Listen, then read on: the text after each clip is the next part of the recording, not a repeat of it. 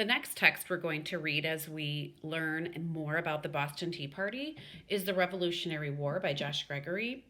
And so if I was thinking as a nonfiction reader and was asked to find where in this text the Boston Tea Party, where would I look for that? This may itself not give me too much indication, right? So maybe, because I don't really see the words, Boston anywhere in here, maybe I could instead use the index. So if I think of Boston Tea Party, I would think of the word letter B and battle, Boston Massacre, Boston Tea Party. And I notice pages 15 through 17 are listed. So that's one way to help guide yourself as you're even researching your topic, your subtopic of the American Revolution, and as you pick up different texts. Use both that table of contents and even that index.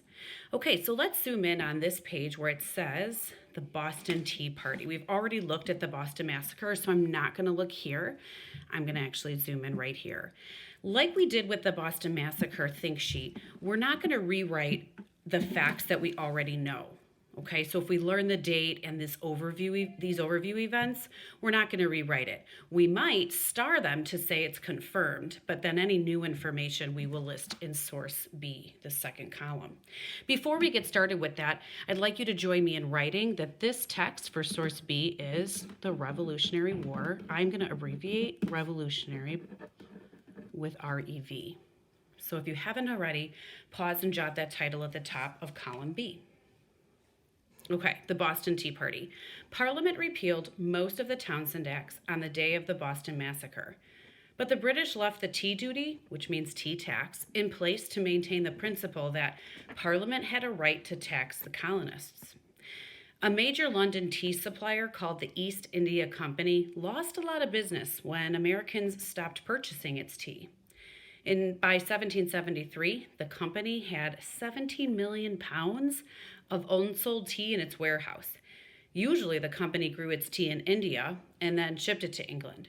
British tea merchants purchased this tea and shipped it to America, where they sold it at higher prices. In May of 1773, Parliament, remember this is Britain's government, Parliament changed this system with the Tea Act. The Tea Act allowed the East India Company to sell its tea directly to the colonists. The goal of the act would be to help this company's business and allow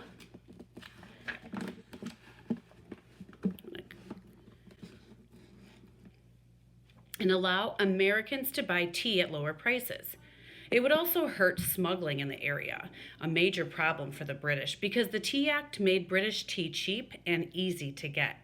The colonists, however, saw the Tea Act as yet another example of Great Britain taxing them without the right to do so.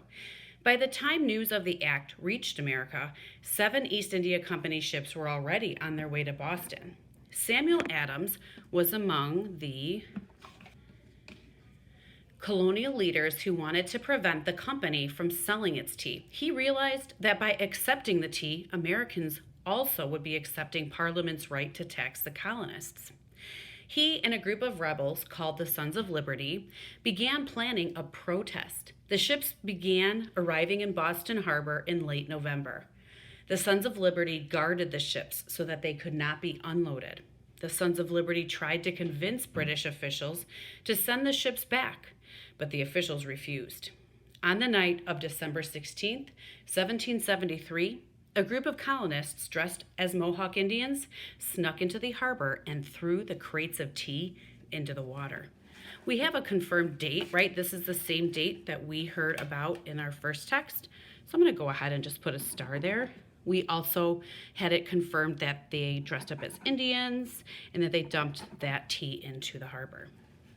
A couple of new things we learned, however, while listening was that there was a group of colonists called the Sons of Liberty.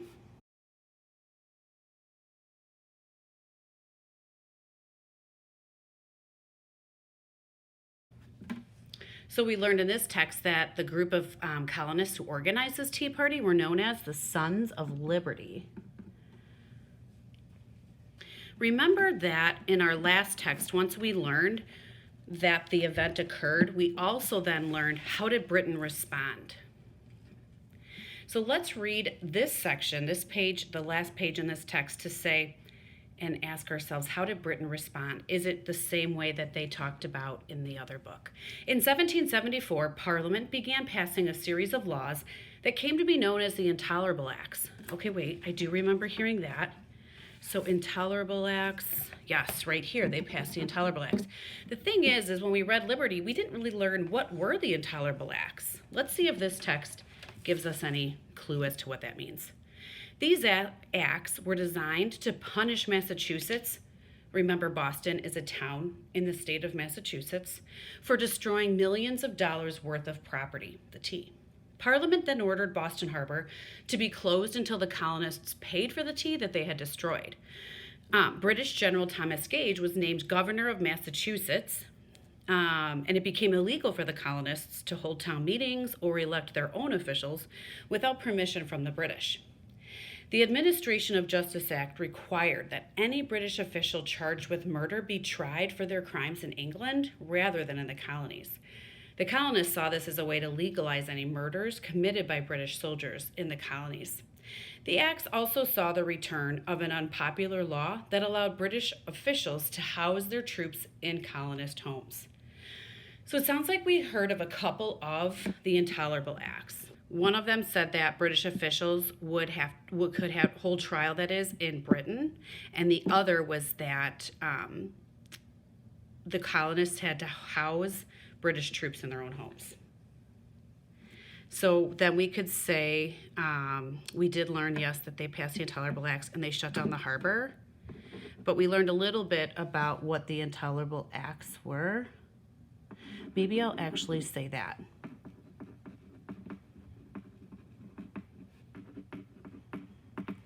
So the Intolerable Acts, one of them was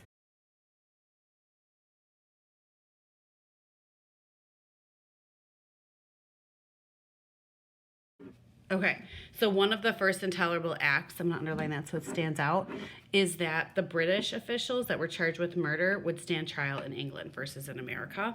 And the second of them we learned was that the colonists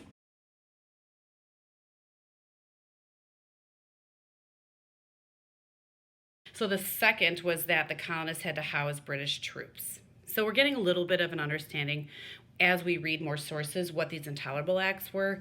And again, it's really just England's way of punishing America for the Tea Party. So now that we've wrapped up the second text, we're going to look at a third text that we've become familiar with throughout this unit as well. It will be the American Revolution, the split history, that is, of the American Revolution.